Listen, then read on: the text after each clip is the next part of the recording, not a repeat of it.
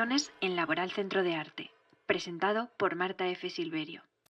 Bueno, hoy empezamos un capítulo especial de Laboral Podcast porque tenemos aquí a la jefa y a Clara Amor también. Ah, mira, soy yo. No voy a hacer yo. Hola. No, lo digo porque hoy tenemos aquí a Semiramis González, que actualmente es directora del Centro de Arte Laboral, formada en Historia del Arte, gestora cultural y sobre todo comisaria, ¿no? Conocida por consagrar su labor a meter mujeres y disidencias en museos y otros espacios artísticos. Y tenemos también a Clara Amor, divulgadora de arte, historiadora del arte también, y que ha escrito ya 2 libros. Y hoy tenemos aquí, bueno, nos recordarán el último libro que ha sacado, que es una revisión, ¿no?, a toda la historia del arte con una mirada LGTBI, ¿no? Bueno, bienvenidas. Muchas gracias, encantadas de estar aquí. ¿Qué tal? ¿Cómo estáis? Muy bien. Yo muy bien, mi primera vez en el podcast. Sí, ¿eh? Sí. Hoy la que está a examen soy yo. Bueno, pues a mí me gustaría empezar con una de las primeras cosas que hablas en el libro, que es la primera vez o una de las primeras veces que tienes como ese momento de encontrarte una representación homosexual en la historia del arte, que es cuando hablas de que viste la Copa Warren en el Museo Británico, ¿no? Y ves por primera vez, bueno, ojalá hubiesen sido mujeres, pero en este caso eran hombres, y tienes como esa primera vez de ver esa representación, además en algo pues histórico, ¿no?, de hace tantos miles de años, y dices que te das cuenta de 2 cosas, ¿no?, que son que por un lado no tienes que creerte solo lo que ves en la carrera, no te van a contar todo, y que las vivencias disidentes pues existen desde siempre. Sí, bueno, yo estaba en segundo de carrera, entonces era una tierna niña, podría decirse. Entonces yo cuando fui al británico realmente no había dado casi nada ya todavía de historia del arte, o sea, estaba como en pañales. Y me acuerdo de llegar allí, ver eso y pensar, esto está bien, o sea, rollo, ¿de verdad se puede representar algo tan explícito en un tiempo pues que siempre nos venden como que no existían las relaciones homosexuales, que tú como que tienes la idea, la noción de que siempre ha estado como muy perseguido, muy denostado.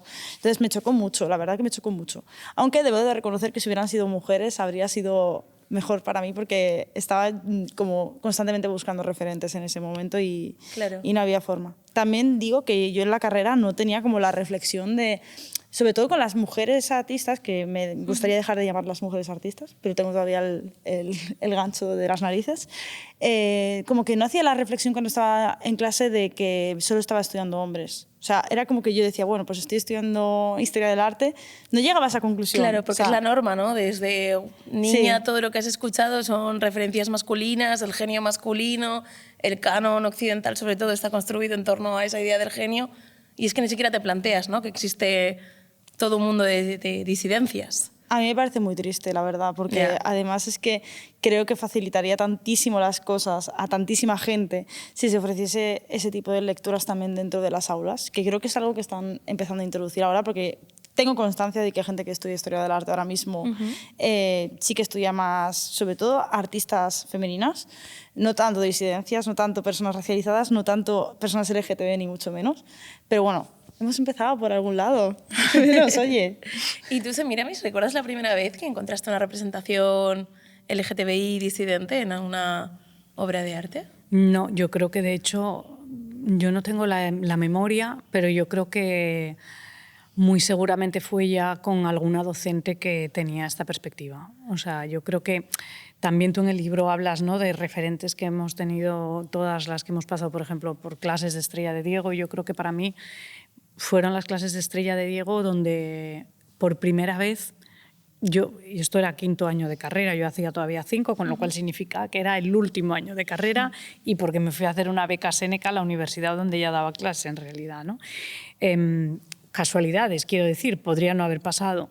Pero fue donde por primera vez, porque ella nos daba historia del cine y arte latinoamericano realmente, pero cómo poder analizar la historia del cine y el arte latinoamericano, y entonces empezar a ver por qué las representaciones en Latinoamérica, esta cosa de es que pintaban mal. Y ella me acuerdo que decía, no, pintaban mal porque no sabían pintar o pintaban mal porque querían pintar mal porque lo que querían era responder a que el canon que les imponía la modernidad era una modernidad occidental. Entonces de repente era, y en el cine igual, ¿no? Analizar cómo se había construido con una visión única. Claro, hasta ahí, en mi caso, nunca había caído. O sea, realmente es verdad, tú estudiabas historia del arte y decías, pues los impresionistas eran estos, sí, ¿no? Claro, los prerrafaelitas eran estos, ¿no? Y entonces yo creo que ese cambio, en mi caso, lo produce una docente y yo creo que prácticamente no es hasta lo contemporáneo cuando yo tengo, pues no sé, referencias tipo Cabello, Carceller, artistas ya muy actuales que siguen trabajando actualmente, ¿no? Yo es que creo que me da mucha envidia que hayas estudiado con Estrella de Diego, porque además que yo no tengo la oportunidad de conocerla. Yo la conozco por lo que escribe, por lo que hace, Entonces a mí me parece una mujer súper inteligente y que además yo creo que tiene esa capacidad de cambiar la visión de la gente. Que a mí me habría encantado encontrarme con una profesora que me hubiera hecho ese clic y que no hubiese salido yo de la carrera tan perdida y tan... realmente yo creo que empecé a interesarme por el tema de la perspectiva de género y la perspectiva LGTB cuando empecé a ver a otras creadoras que lo hacían y otra gente que intentaba meter ese tipo de discursos. O sea, a través de redes sociales, más igual que de lecturas o algo así, ¿no? En redes sociales y en lecturas. O sea, a mí las redes sociales, por ejemplo, me han ayudado mucho. Sí que es verdad que cuando yo empecé a crear contenido y a divulgar, no existía el concepto de divulgar, entonces era muy distinto. O sea, la gente estaba allí para crear redes, que yo echo de menos eso un poco también. Sí. Porque tú empezaste en Twitter cuando era Twitter y era otra cosa totalmente diferente, ¿no? Yo empecé en Twitter escribiendo porque soy muy vergonzosa. Bueno, ya no puedo decir que soy vergonzosa, pero era muy vergonzosa. Entonces no quería como que se me viese la cara, no quería hablar en público, no quería nada de eso. Entonces yo escribía todo el rato. Y empecé a subir vídeos en 2021. Pero yo empecé en 2018, que estaba para estudiar el máster. Y como dices, tu intención no era divulgar, era, supongo, hablar de arte, ¿no? En Twitter o cómo empezó de pasar de abrirme un Twitter a de repente pues tener miles de seguidores, publicar libros. Es que yo de verdad que cuando lo digo parece que es como falsa modestia. No, realmente yo no buscaba nada de esto. O sea, esto me ha venido, he tenido suerte en gran medida porque no creo en la meritocracia. Sí que es verdad que me lo he currado un montón, pero igual hay mucha gente que se lo ocurre y que no llega a este punto. Yo me abrí Twitter porque mi máster es de crítica y comunicación cultural. Entonces tenía Twitter desde siempre porque siempre he sido muy digital y muy pro redes sociales y tal, pero me lo abrí como para tener un lugar donde redirigir a la gente del máster que no fuese mi Twitter de cuando tenía 15 años. Que era lleno de frases intercitas y cosas por el estilo, ¿no? Y simplemente compartía lo que me gustaba, lo que me interesaba, que en ese caso pues era sobre todo arte. Al principio arte accesible, divertido, tal, y no hacía como la reflexión de hacer una mirada más crítica.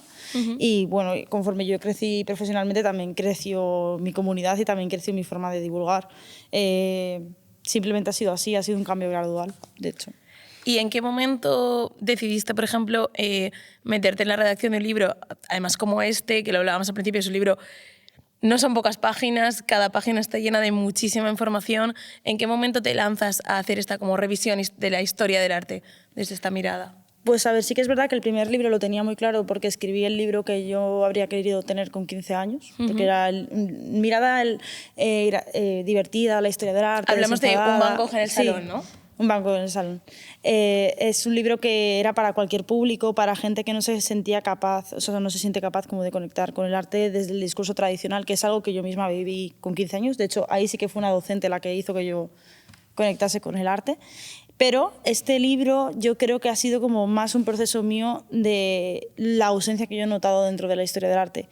Yo creo que siempre nos venden la historia del arte como algo como muy inmutable, muy construido, muy ya está todo dicho, ya está todo hecho, cuando realmente es una disciplina de antes de ayer, llena de suposiciones y llena de silencios. Y creo que el tema LGTB es uno de los grandes silencios de la historia del arte. O sea, y ya no me refiero a un silencio figurado, sino literal. O sea, hay muchas partes de la historia del arte en la que no hay respuesta con respecto a los afectos de las personas que creaban arte o que están creados dentro de las obras, están reflejados dentro de las obras. Y ese silencio se ha utilizado por la historiografía tradicional para dar por hecho una heterosexualidad forzada. Claro, muchas veces referencias, por ejemplo, cuando hablas de las sáficas, ¿no? Sí. El hecho de que muchas veces, cuando además parece bastante explícito la relación afectivo-sexual, siempre las representamos o hablamos de ellas como dos amigas, ¿no? O sea, también esa manera de censurar las cosas que tenemos como enfrente directamente. Justo. O sea, yo lo de las amigas, además es algo que sigue pasando a día de hoy. Que lo con pongo- Rosalía. ¿no? Rosalía, por Rosalía ejemplo. tiene una amiga Es con la verdad, que anda por total. París últimamente mucho. Sí, es como no hace falta, o sea, la gente dice, no, es que la sexualidad hay que mantenerlo en el área privada, pero qué casualidad que solamente se mantiene en el área privada cuando no es heterosexual. O sea, rollo, cuando la persona es lesbiana o es gay o es bisexual o es lo que sea, ahí es cuando tenemos que mantenernos en el área privada, pero cuando es normativo, entre comillas, ahí puedes expresar lo que quieras y si Rosalía se hubiera dejado ver con un señor, no habría hecho falta ni la mitad para que hubieran dicho en los Como de titulares que era su hecho nuevo ha amor. pasado, o Claro. sea, se le ve con un señor y ya, en plan, tiene una relación romántica. Sin embargo, pues después de saber que ha estado con Hunter Schafer, o sea, que ya la hemos visto con más mujeres, pues no entendemos que sí, son dos amigas paseando por París. Pero es que pasa igual con las obras en la historia del arte. O sea, es que hay varias obras muy explícitas, muy explícitas, estilo El sueño de Courbet, que es una obra en la que son dos señoras con cara de tener un orgasmo desnudas en una cama y literalmente el segundo nombre de esa obra es El sueño / las dos amigas. O sea, ¿cómo puede ser posible eso? Estamos hablando desde la parte de divulgación artística, también habéis mencionado a las profesoras y a la importancia que pueden tener a la hora de cambiar nuestra mirada, pero una parte muy importante es precisamente la de las obras que llegan ahora, ¿no? a los museos, a las galerías, donde entraría, pues, por ejemplo, tu trabajo como comisaria. ¿De qué manera ese trabajo, obtener una mirada de género, una mirada LGTB, puede cambiar la historia actual del arte? Bueno, yo creo que la historia, no sé hasta qué punto la estamos cambiando. Digo, y yo soy optimista por naturaleza, quiero decirlo desde ya. Pero creo que por desgracia es la construcción del relato histórico el que muchas veces ha ocultado de manera continuada prácticas artísticas y prácticas sexuales y que existían en la realidad de los artistas. Es decir, que entre los grupos, por ejemplo, de las vanguardias, había relaciones homosexuales, había relaciones de lesbianas, había relaciones abiertas, había artistas mujeres. ¿Qué ha evitado que luego eso, que en su momento incluso podían tener, en algunos casos incluso éxito económico, como ha habido grandes artistas a lo largo de la historia, ¿no? Como Rosa Bonheur, por ejemplo? Vamos, le dio para comprarse un castillo. Quiero decir, con éxito económico, Aurelia Muñoz, más cercanamente.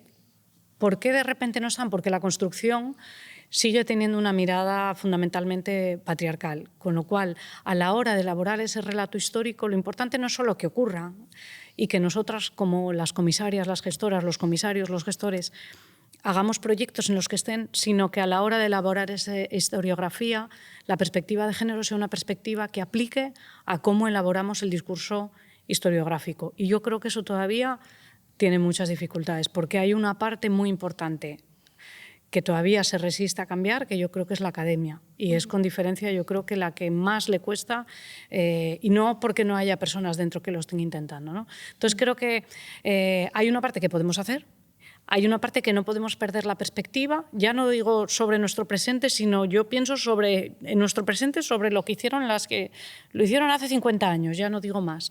O sea, que las siguientes que nos sucedan tengan siempre en perspectiva lo que hicieron las que lo hicieron hace 30, 50 años. Porque si no, Aurelia Muñoz es uno de los casos como más paradigmáticos, ¿no? Una artista española que está en la colección en el MoMA de Nueva York y se la está recuperando ahora en el caso español, ¿no? Y es una artista de los años 60, con lo cual estamos hablando, los años 60 es antes de ayer. Entonces, bueno, yo creo que sí que hay una elaboración, yo creo que como historiadoras nos pasa que para ser de verdad una historiografía feminista tiene que ser constantemente cuestionar qué es lo que el relato está tomando en cuenta y qué no, desde el punto de vista de las mujeres y desde luego desde el punto de vista de todo lo que no está en el relato oficial, ¿no? Y yo eso me doy cuenta también cuando hago exposiciones o proyectos, cuando los hacía como comisaria independiente, cuando hago proyectos que yo lo hablo mucho con mis amigas de... En la mayor parte de los casos resulta que hay más mujeres en mis proyectos o desde luego hay una perspectiva racial. Pero no es algo pensado, o sea, de manera natural, lógicamente, por las cosas que a mí me interesan, eso está. Es decir, si hacemos un mínimo intento por de verdad abrir esa perspectiva y buscar lo que están haciendo las artistas mujeres negras, lo que están haciendo el colectivo LGTB, en realidad nos daremos cuenta que nuestros proyectos son más interesantes porque hay mucho de dónde tirar. El problema es que al final solo recurrimos a aquello que es nuestra rutina. En mi rutina, claro, está todo eso, ¿no? Pero lo importante es que no esté en la rutina curatorial solo de una parte que tenemos esta perspectiva. Claro, y volver una y otra vez a ese tipo de objetivos, ¿no? De las mujeres artistas, ¿no? Sí, Como claro. si siempre tuvieran que ir con ese pequeño calzador. Y al final, muchas veces desde crítica, desde otros ámbitos, parece que se nos acusa de una inclusión forzada, cuando no, es que tú no estás mirando los lugares a los que yo miro, y donde yo estoy mirando, pues está todo esto. Está la mirada de colonial, está la mirada LGTB, está la mirada feminista. Yo creo que es que están muy cómodos en el canon tradicional, el canon que ha habido siempre, que es un canon cis, heterosexual, blanco y masculino. Que solo la idea de canon ya puede ser y cuestionable. Ya está, o sea, es lo que ellos han elegido que trascienda, y como bien dices, ha habido un montón de artistas que triunfaron en su época y que sistemáticamente han sido borradas, literalmente borradas, hasta el punto de que se las está recuperando ahora, porque mencionabas a Rosa Bonheur, pues que Rosa Bonheur aquí en España hasta hace, no sé, 8 años, prácticamente No la nadie conocía. sabía quién era Rosa Bonheur. Y es una señora que tenía una muñeca con su cara. O sea, en su época había niñas que crecían con una muñeca de esta señora que era una butch, una pedazo de lesbiana con su Que traje. tuvo permiso para llevar pantalones Y todo, por primera vez. y habiendo cargándose todos los roles de género de la época, viviendo abiertamente con otras mujeres en su mansión y con sus animales. Y aún así triunfó económicamente de todas las formas posibles, y aún hay gente que saca el Museo del Prado el Cid, que es una obra que además estuvo premiada en su momento, y tiene la cara dura de decir que es buenísimo de género y inclusión forzada. Es que es como... que me enfado, ¿cómo no me voy a enfadar? Es imposible no enfadarse. Luego, la recepción de los públicos, que no sea esta parte más reaccionaria, etcétera, ¿cómo la veis cuando tratamos o rescatamos bien estas historias que se ha cargado la historia del arte, o tratamos de hacer cosas, ¿no?, de arte contemporáneo con estas miradas? ¿Cómo notáis que la recepción del público es positiva, buena, que lo considera necesaria? Yo creo que hay una reacción dual. O sea, creo que hay mucha gente que está esperando que ese discurso cambie y que se hable de otras cosas. Y también es, como decías también, muy formativo, porque al final nos forman desde la mirada europea. Entonces es muy difícil salirse de lo que no conoces, que también es una cosa de la que yo también peco, porque al final es lo que te han formado, ¿no? Es a lo que tiendes a recurrir todo el rato. Son las referencias que tienes, son los museos que tienes más accesibles en tu entorno. Pero yo creo que hay mucha gente que ya tiene ganas de que se hablen de otras cosas y que salgan otras cosas totalmente distintas, y por eso creo que es muy valioso que haya museos y centros de arte que apuesten por esos discursos. Debería haber más, de hecho. Sí, yo creo que los públicos al final responden en general de manera... Bueno, porque la gente en realidad quiere saber, quiere conocer su historia, tanto hombres como mujeres, ¿no?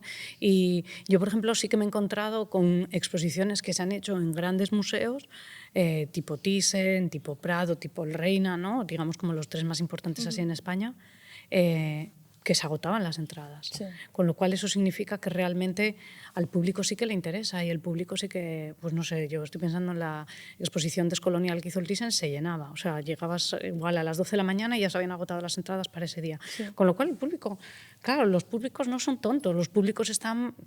Públicos así en general, ¿no? Es la sociedad. Somos nosotras también. Claro, o sea... claro. Entonces a uno le gusta verse y le gusta conocer y le gusta reflexionar sobre su propia historia de una manera crítica. ¿Cómo va a ser pensar sobre nuestra historia de una manera crítica algo malo?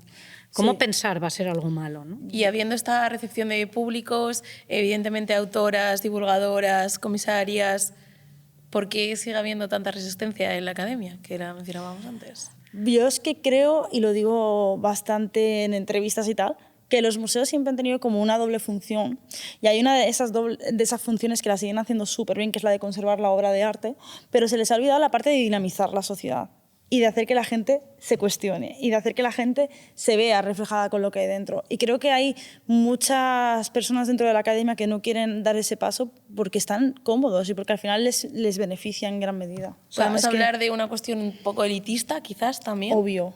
En la historia del arte ha tenido siempre ese aura de distinción, que solamente puedes acceder a ella desde el conocimiento y la sensibilidad divina, porque muchas veces incluso ese sector está en contra de la existencia de personas que divulgan y que acerquen el arte a otro tipo de públicos. O sea, porque yo lo he vivido.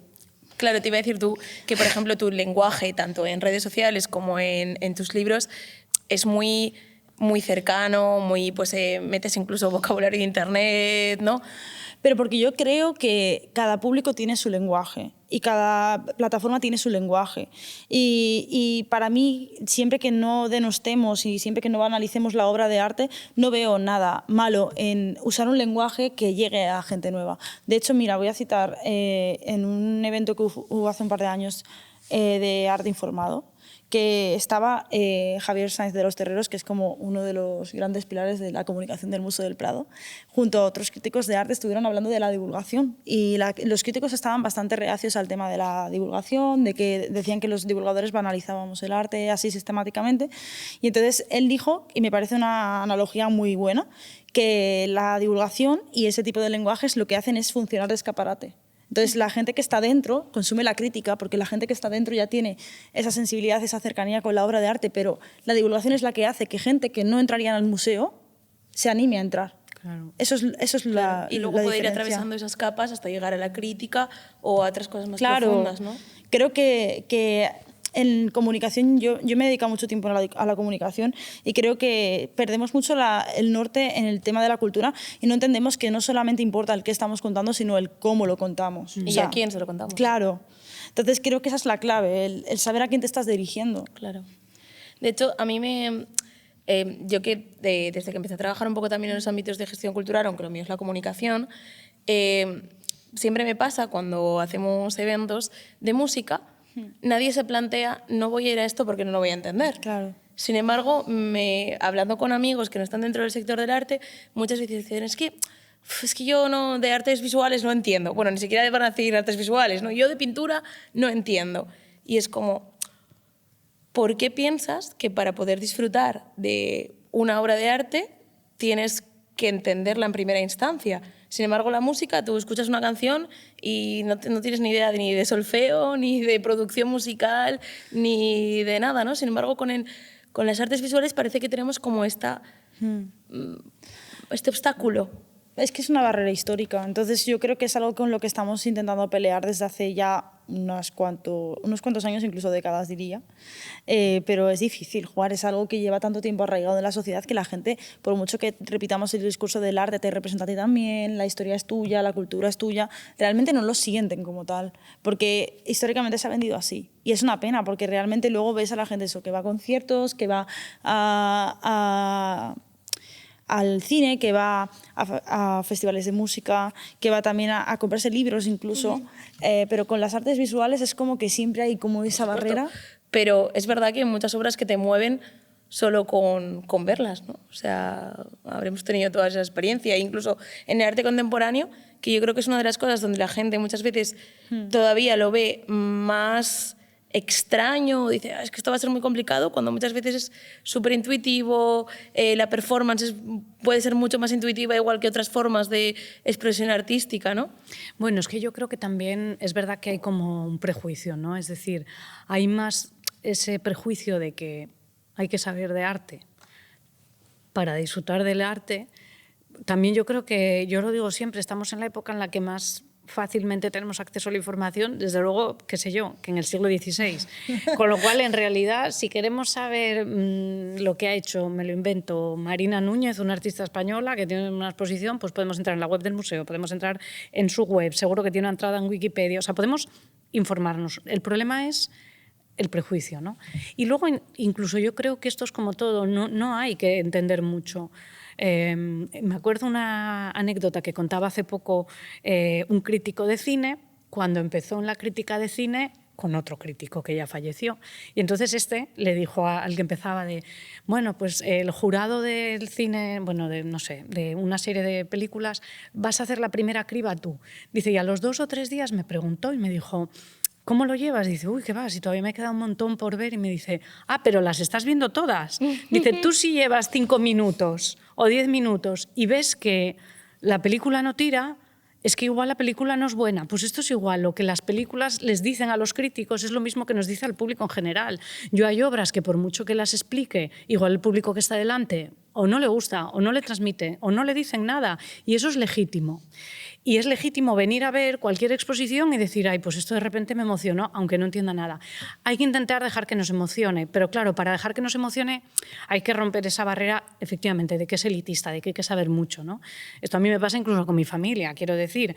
No hay que saber tanto, hay que romper un poco esa barrera. Yo creo que una vez que se rompe la barrera, con las performances se ven mucho, porque como las performances la gente no sabe muy bien lo que va a ver, de repente la cosa está pasando y captan perfectamente lo que está ocurriendo. Claro. Yo me acuerdo una que hizo una artista, Teresa Correa, que vamos a traer aquí también a Gijón, en el cual ella hacía un diálogo con una obra del Thyssen, La mujer ante el espejo, ¿no? Que sale una mujer pues, desnuda de pechos para arriba y delante de un espejo. Y ella salía de espaldas al público y cuando ella, como cortando con una tijera su vestido, y cuando se da la vuelta ella aparece desnuda de pechos para arriba, mastectomizada, ¿no? Para visibilizar a las mujeres que habían sido supervivientes de cáncer de mama, y de entre el público se levantaron otras. ¿Qué hay que explicar ahí? Y la emoción del público, lógicamente, era... Es decir, hay que saber romper con ese prejuicio y con que el arte siempre tiene que tener una lectura elitista. Yo estoy de los críticos bueno, es que ¿no? De alguna manera se pierde el valor de la obra según cómo lo contemos. Para nada. Teresa estaba hablándole a una obra del surrealismo con la legitimidad de un artista del siglo XXI, y es lo que hace que la obra siga teniendo relevancia, que no le habla solo al surrealismo, claro. Le habla en este caso un artista del siglo XXI que ha pasado un cáncer de mama, ¿no?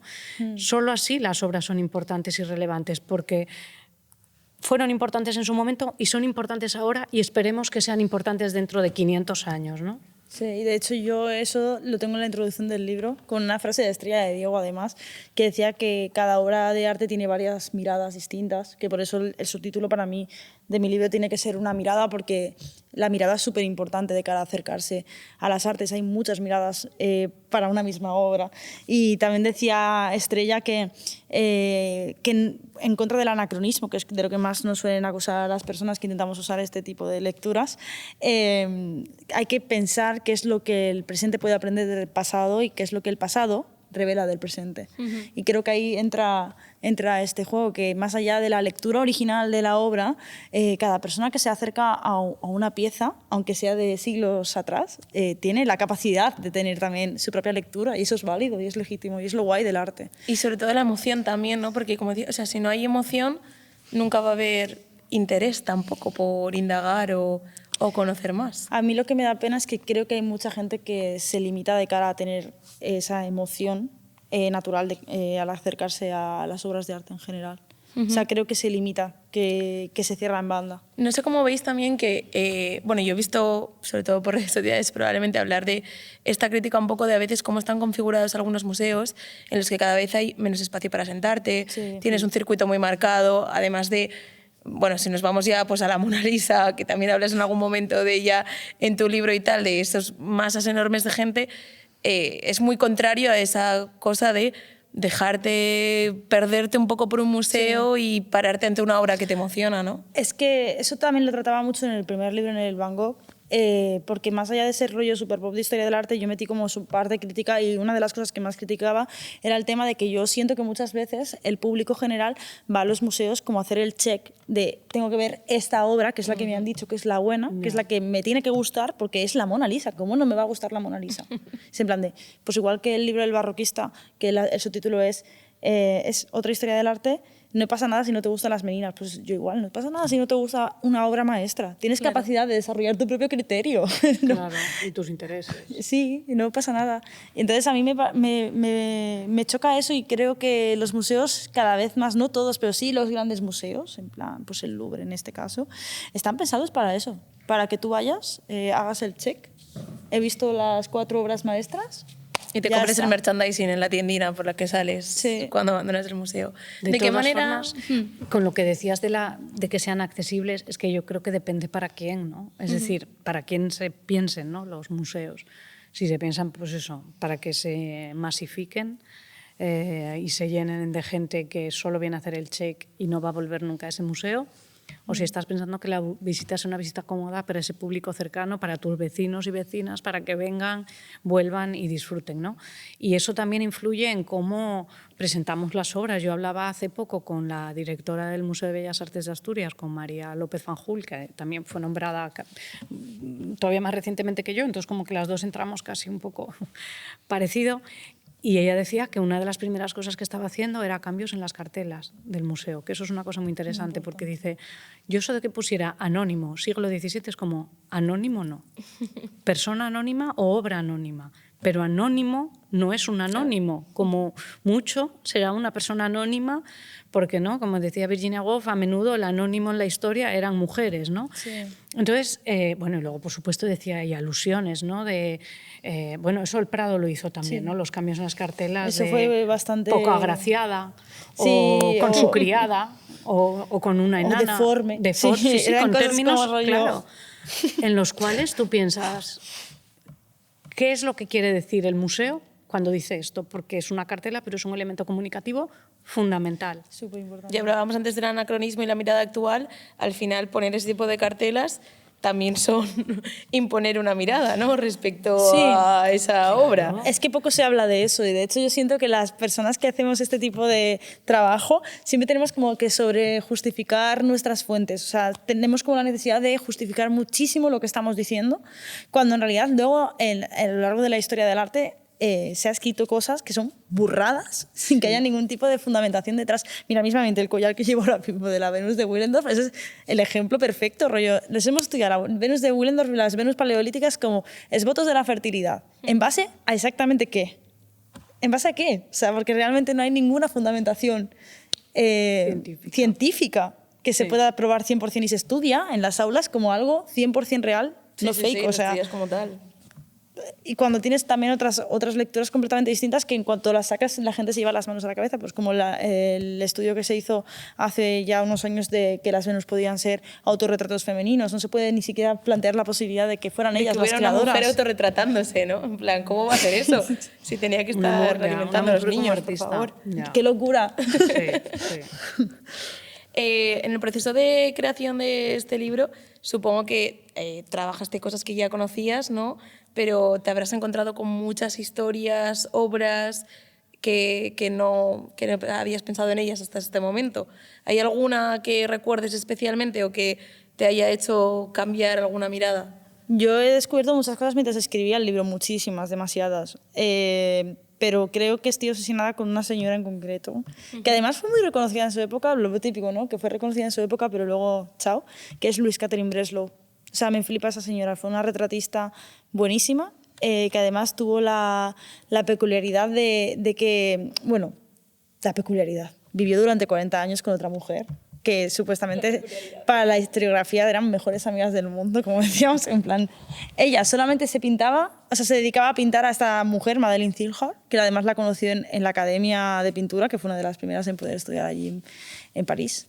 Y aún así la historiografía no, son buenísimas amigas, todos los retratos son de ella, pero buenísimas amigas del mundo. Y además me gusta mucho porque pues es como muy íntima, muy doméstica, que también eso es una cosa que pasa mucho con las artistas, que no es algo como premeditado, también es porque como están aisladas, aisladas, están como empujadas al mundo doméstico, pues acaban retratando lo que tienen ahí delante. Pero usaba mucho las flores y usaba en concreto las violetas, entonces yo quiero como imaginar que usaba las violetas para denominarse a sí misma pues eso, como mujer sáfica, porque las violetas son las flores de las mujeres sáficas. De hecho, tienes todo un capítulo dedicado a la naturaleza, ¿no? Que habla mucho de esa simbología. A mí me parece muy interesante porque no era algo en lo que estuviera pensando, ¿no? En esa simbología, pero es verdad que cuando empiezas a dar nombres una y otra vez es evidente y de hecho la hemos visto en museos muchísimas veces, ¿no? O sea... Yo es que de hecho cuando empecé el capítulo verde, que es el de la naturaleza, porque no lo hemos dicho, pero el libro está como por los colores de la bandera del orgullo, claro, que cada capítulo es un color, entonces en origen y bueno también ahora... Y cada color está asociado a un concepto, ¿no? Sí, vida, espiritualidad, naturaleza... Claro, entonces me parecía guay porque quería como huir de pues, la cronología que solemos usar en los libros de historia del arte, más que nada porque pienso que así llega a otra gente distinta. Y cuando llegué al capítulo verde, yo creo que fue uno de los que más difíciles se me hacía enfocar, porque decía, ¿qué hablo aquí? ¿Hago solamente de ecofeminismo o algo por el estilo? Y luego decía, es que en realidad esto va a ser demasiado técnico, también tiene un apartado de ecofeminismo, pero... Y al final es cuando empecé a escarbar y empecé a darme cuenta de la simbología absoluta de las flores, que en realidad es algo súper obvio en historia del arte, porque las flores siempre están como muy medidas, en los cuadros siempre suelen tener alguna simbología, no siempre, pero muchas veces, y al final las personas del colectivo también con las flores han estado bastante vinculadas, sobre todo los hombres, porque al final las flores son como algo que se lee como delicado, que normalmente ha estado asociado a la feminidad, que además esto ya me lleva también al tema de cómo la homofobia hacia los hombres en realidad también es misógina, porque es un rechazo a la feminidad. Claro. Entonces, esa forma de coger la simbología floral y apropiarla a mí me parecía muy guay. Entonces, ese es uno de mis capítulos favoritos. A mí me gustó mucho precisamente por eso, porque cuando leí, cuando explicas, ¿no? Pues esta cuestión de que el libro está dividido en estos capítulos, siguiendo los colores de la bandera, etc., pensé que iba a ir mucho más por el ecofeminismo también, y que evidentemente está, pero me pareció guay que también como romper esa mirada. Y todo el libro, aparte de esto que hablamos de los colores, también el primero estaba escrito en esta clave, te inspiras mucho en el formato de revista, ¿no? Un poco... Bueno, el primero era más revista, porque el primero era como la super pop de historia del arte, que la gente me decía, pero tú, cría, había super pop cuando tú eras joven. Porque claro, la super pop es una revista con un montón de años de trayectoria. Sí. A mí Y a mí me todavía. tocó también. Yo tengo una super pop especial de Crepúsculo. Es que ves, tú tendrás más o menos mi edad, seguramente. Yo Porque tengo 28. es más joven que yo. ¿Ves? Pero que bueno, yo parezco estamos más ahí. joven. Yo soy la mayor, ¿eh? Cosa que no me suele tocar, pero mira, en este caso, qué bien.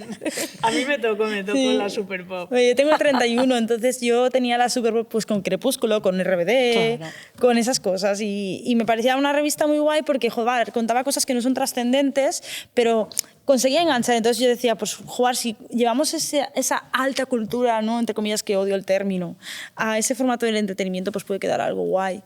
Y ese libro, pues al final ha llegado a mucha gente que no está iniciada en el mundo del arte, lo cual cumple su objetivo. En este caso, no es tanto revista como periódico, que en realidad es como, sigo con los medios de comunicación, el siguiente pues a lo mejor es tele, Tú no querías sé, o estudiar radio. periodismo y eso se te quedó clavado ahí Se me quedó ya aquí. hasta el último día. No, pero era periódico porque me parece como simbólico el hecho de que, joder, todas las historias que están ahí dentro o han sido sistemáticamente ignoradas por los medios o han sido tratadas desde un prisma súper denostado. Entonces me parecía como simbólico el hecho de decir, mira, todo esto que habéis decidido apartar ahora va a estar aquí en un periódico que me invento yo misma, de colores. Y además es que hice como hasta la búsqueda para que cada principio de cada capítulo tuviese un titular original de periódico, que son titulares absolutamente horrendos, rollo... Sí, sí, son increíbles. El del SIDA, por ejemplo, es se descubre Sí. cáncer gay o algo así por el estilo. Sí, sí, sí. O sea, que no se han publicado estas historias, pero sí se han publicado esos titulares, Sí, ¿no? O sea, es sí. increíble.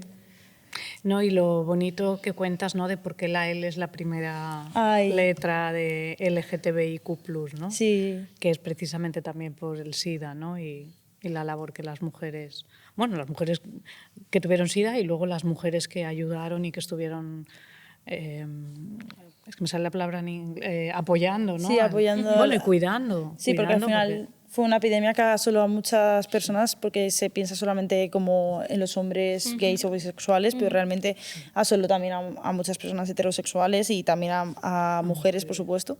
Pero bueno, las lesbianas, las enfermeras lesbianas tuvieron un papel súper importante dentro de la crisis del SIDA y por eso se les puso la L delante, que es algo que a día de hoy como que se ha olvidado, parece que es como solo porque sonoramente suena mejor. Sí, sí, sí, está totalmente como difuminado. Y luego porque también yo creo que la gente no es consciente, bueno, ni siquiera a mí me llegó a tocar, pero lo que fue de verdad el SIDA, ¿no? O sea, en el momento de la crisis del SIDA, o sea, realmente había personal sanitario que no quería entrar en las habitaciones donde había personas con SIDA, Era no las horrible. querían tocar.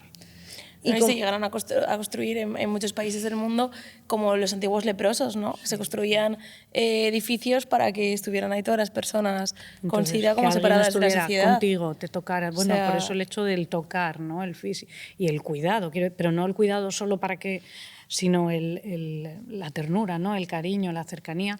Cómo tiene eso de activista, ¿no? Y entonces yo creo que ese es un capítulo muy triste por un lado, por lo que significa, pero sin embargo yo creo que para entender un poco la comunidad LGTBIQ+, Es muy importante. Es muy importante. De hecho, es el primer capítulo que escribí de todo el libro. Yo es que soy caótica, entonces empecé por el último. El último es de hecho, da la casualidad de que el último es el primer capítulo que escribí y el primero es el último que escribí.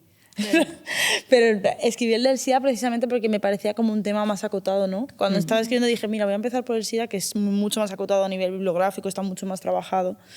Y yo tenía nociones de lo que había sido la crisis del SIDA, pero no hasta el punto. O sea, yo cuando empecé a leer eso era horrible. Me acuerdo que salía de la habitación y hablaba con mi pareja y le decía, es que necesito ver algo feliz ahora mismo, o sea, que no puedo más. Y además que, bueno, que se habla todo el rato del SIDA como una crisis superada cuando realmente no. O sea, sigue siendo una enfermedad que acaba con la vida de muchas personas fuera de Europa. Solo y que estamos habiendo otra vez al sí, respecto. Sí, muchísimo, muchísimo.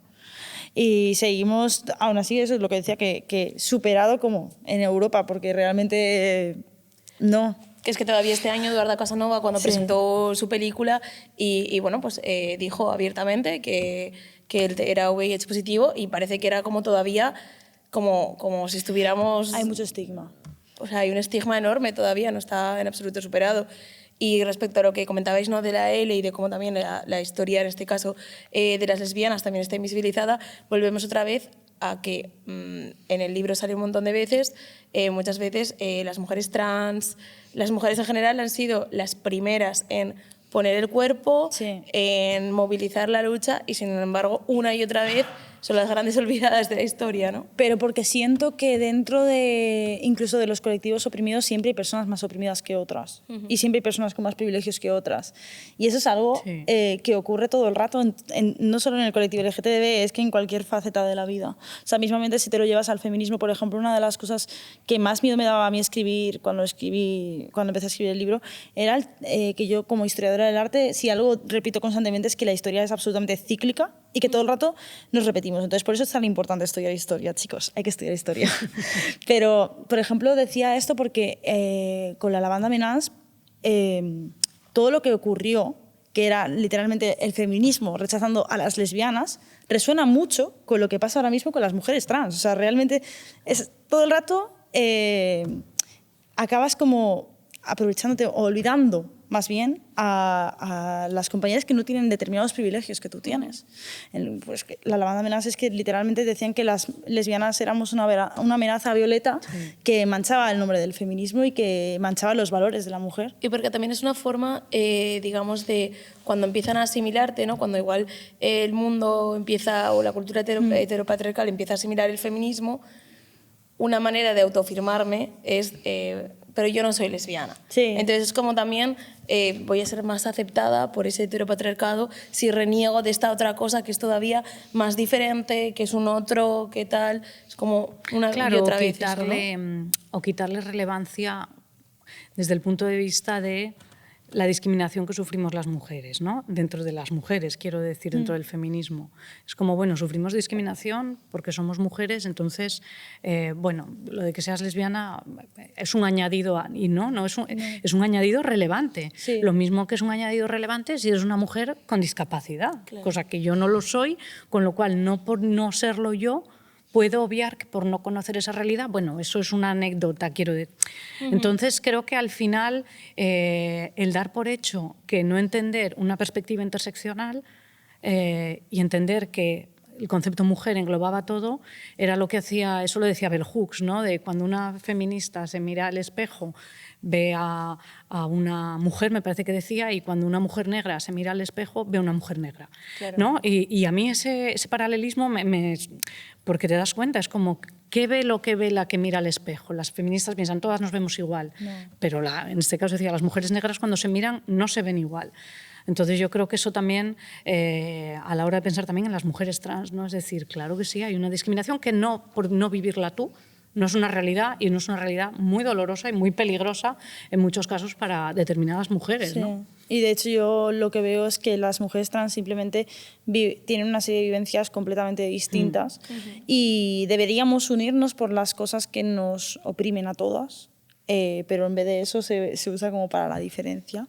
Y es como muy complicado, o sea, me parece un tema muy complicado. Y luego está el tema de la sexualidad y también la identidad de género, que siempre se ve como algo secundario muchas veces dentro del feminismo, cuando es algo que nos marca. O sea, literalmente lo que para lo que se crearon las etiquetas es porque hay un sentido identitario más allá de la orientación sexual. O sea, yo no soy lesbiana solamente porque me gusten las mujeres, soy lesbiana porque todo lo que engloba eso me ha marcado a nivel vital. O sea, todo, cómo me relaciono con la gente, cómo constantemente tengo que reafirmarme en lo que soy.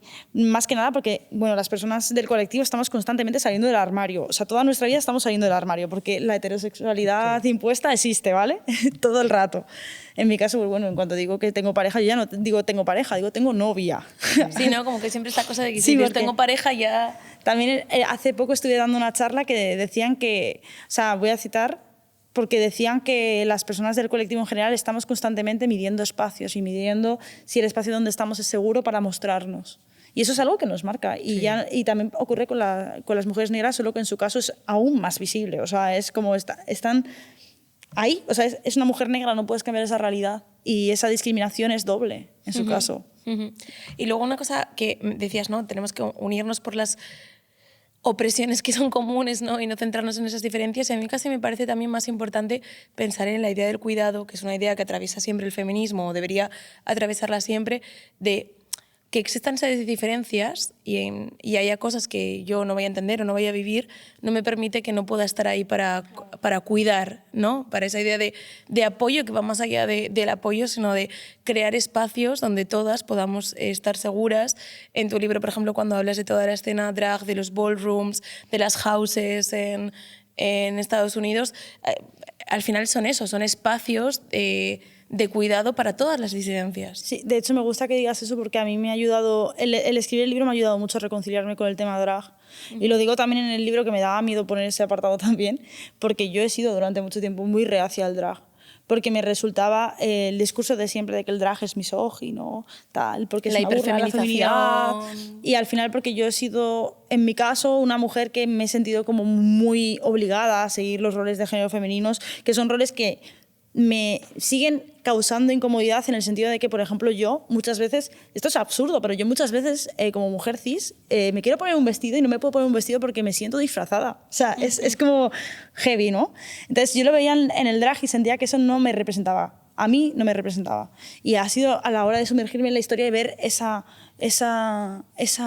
sensación de unión, esa forma tan bonita que tuvo de origen y que también a día de hoy el drag hace cosas maravillosas más allá del estereotipo que tenemos asentado muchas mujeres en general, porque hay muchas mujeres que les pasa lo mismo que a mí.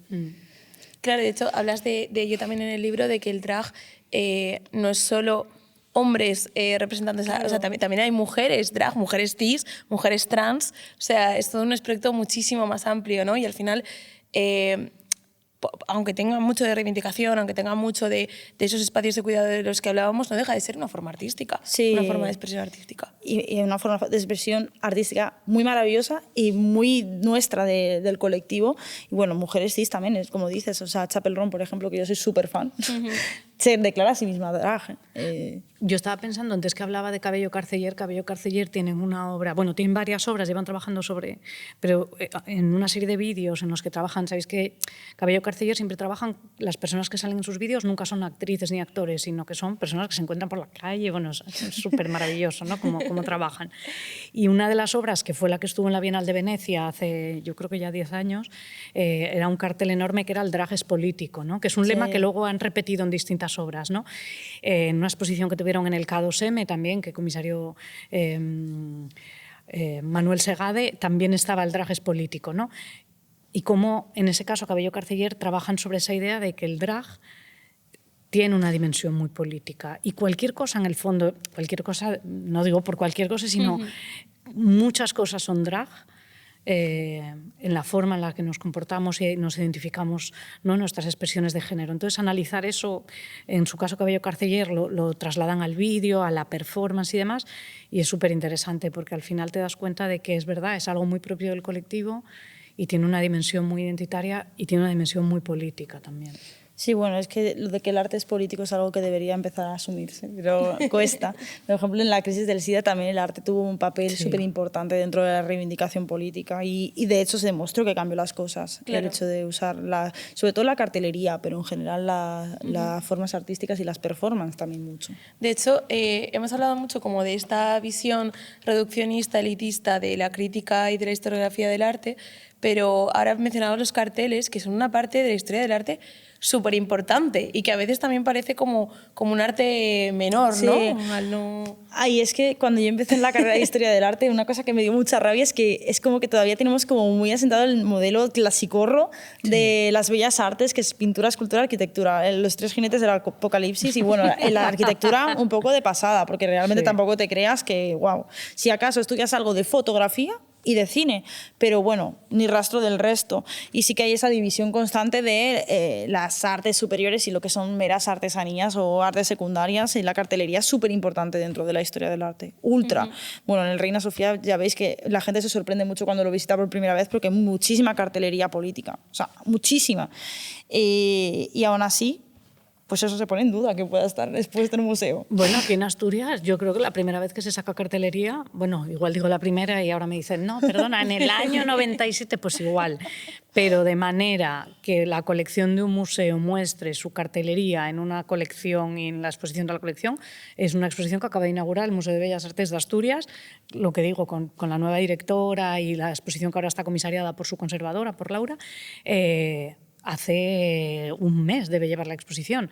Entonces hay una lectura de repente de obras clásicas con carteles de cine clásico, porque hay un diálogo y porque todos son expresiones artísticas, ¿no? Sí. La cultura visual. Fotografía. Era la primera vez, yo creo, eso sí que creo que me lo dijo, la primera vez que se ponían fotografías en lectura, quiero decir, en diálogo con la pintura, ¿no? Como eso, como las tres grandes expresiones. Y yo creo que eso también es entender, bueno, yo creo que los museos del siglo XXI creo que tienen que estar ahí, porque si no, efectivamente solo estaremos hablando de una élite y para una élite, ¿no? ¿De qué manera desde los centros de arte, ya que ahora estás, ¿no?, también en esa parte más institucional, podemos permitir esa entrada a otras miradas, a otros públicos, a la divulgación en un sentido diferente y no centrarnos en la crítica? O sea, todo lo que hemos ido hablando a lo largo de esta conversación, ¿de qué maneras desde los museos y los centros de arte se puede cambiar? Hombre, yo creo que hay que cambiar. Yo estoy muy de acuerdo con que nada devalúa lo que contamos. Se cuentan las mismas cosas de distintas maneras, ¿no? O sea, que realmente para mí es muy importante que un crítico de arte haga una crítica de la exposición y salga en un suplemento nacional. Y es muy importante que una persona en redes sociales venga y grabe un vídeo y cuente la exposición. O sea, las dos cosas son para mí interesantes y cada una tiene su lenguaje. Yo creo que ninguna devalúa a la otra y al revés. Yo creo que llegan a públicos distintos y eso hace que al final venga gente distinta. Pero yo creo que también hay que tener una posición muy clara con esto. Hay gente que tiene muy claro que no, ¿no? Y yo, por ejemplo, sí que me encontré en algunos proyectos que hice que era como, bueno, es que vamos a perder el lenguaje institucional. Y yo era, ¿y ese lenguaje cuál es? Porque ese es el único, ¿no? El B2 de lenguaje institucional no lo tengo. Es decir, el lenguaje institucional no existe. El lenguaje institucional es una nota de prensa cuando haces una nota de prensa y te diriges a un público y es un post en redes sociales donde no puedes estar replicando lo mismo que estás diciendo, sí el mensaje, pero no el tono que en la nota de prensa. Con lo cual creo que al final, creo que nuestra obligación, si de verdad queremos seguir siendo relevantes, es contar lo mismo de muchas formas diferentes y todas son legítimas, ¿no? En este caso, que somos un centro de arte, que no somos un museo, que tenemos la capacidad de que como lo que hacemos es muy contemporáneo, de hecho está cambiando todo el tiempo, también tenemos que cambiar qué recursos tenemos y a quiénes los dirigimos. Es decir, aquí, por ejemplo, hasta ahora, no siempre, pero hubo un momento en que sí, luego una etapa en la que no, también por la crisis económica, etcétera.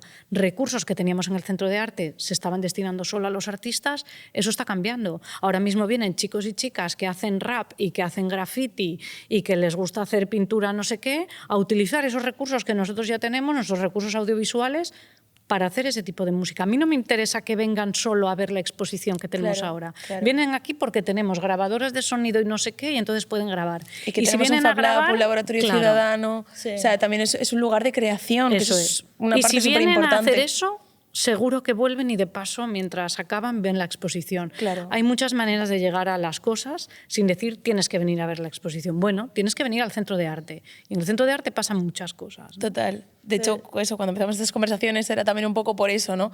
Yo en este centro, desde que entré de una manera, para mí ha sido muchas cosas a la vez, ¿no? Entonces, es lo guay también de vivir estos espacios. Pero a mí me parece guay que es lo que hace que el centro siga vivo. O sea, literal. Claro. Si no viene gente, no... Que esté vivo. Sí. Claro. Bueno, yo solo aprendí modelos tipo el K2M, que me acuerdo que contaba Tania Pardo, K2M, muy guay. claro, de por qué venían los adolescentes. Nos fijamos que venían los sábados y se iban, ¿no? Y estaba muy poco rato, porque no había enchufes en las salas. Entonces, ¿qué hicimos? ¿Qué haces? O que se vayan o al revés, pusieron enchufes en puntos donde había... Entonces, ¿qué pasaba? Que la gente, los chavales venían y se quedaban más rato. Claro. Y cargaban el móvil y veían... Es decir, eso es un modelo de un centro. Y a veces son cambios, no son tan complejos, no hay que romperse tanto la cabeza.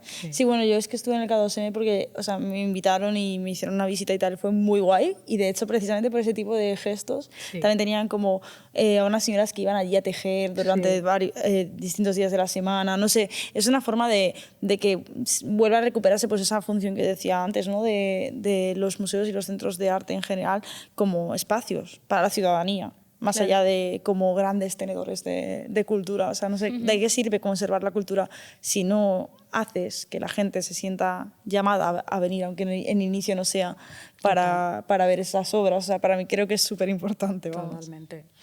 Sí, sí, al final es como que tengamos todas esas partes funcionando a la vez en pro de introducir todas estas miradas, ¿no? Los museos, la academia, la formación, las profesoras y, por supuesto, las divulgadoras. Estás escribiendo un nuevo libro, ahora todavía te queda mucha gira con este. ¿En qué estamos? Yo siempre digo que yo escribiré mientras tenga cosas que contar. Todavía tengo muchas cosas que contar, así que seguiré escribiendo. Que escriba sobre lo mismo, no lo sé. Mis dos libros no tienen... O sea, la gente que los ha leído dicen que mi voz sigue escuchándose, pero creo que el enfoque es muy distinto el uno del otro. Incluso diría que, aunque a mí me encantaría decir que este libro es para todo el mundo, la realidad es que el público que lo está leyendo no es el mismo público que el primer libro en la mayoría de los casos. Aunque ojalá ese primer público se atreva a leer este libro también. Pero no sé qué haré. De momento, yo eso, mientras tenga cosas que contar y cosas en las que seguir investigando, seguiré haciéndolo. Mientras tanto, la gente puede leerte en Nos Recordarán, puede leerte en Un Mago en el Salón, pueden verte en YouTube, pueden verte en TikTok, pueden verte en Instagram. Es que soy muy pesada, ¿eh? No, yo digo que todo el rato... mi intención es acercar la cultura a la gente y hacer que la gente piense, entonces lo haré donde tenga que hacerlo. O sea, para mí las redes sociales son un medio para un fin. Claro. Sí. Y si en el futuro existe algo que no sean las redes sociales, estaría ahí también, porque soy así. Y si no, siempre nos quedarán los libros, que la verdad es una lectura... En concreto Nos Recordarán, yo he disfrutado muchísimo con ella, creo que aunque tiene un cierto contenido, cierta intensidad, es bastante asequible y puedes leerla un rato y dejarla y volver a ella. Y si te gusta tener muchos datos así curiosos, a mí me encanta, pues es un libro perfecto para lectura.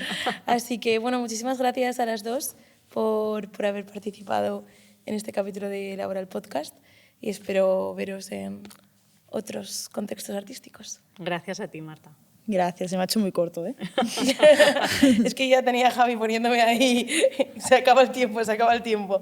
Así que bueno, muchas gracias y chao. Chao.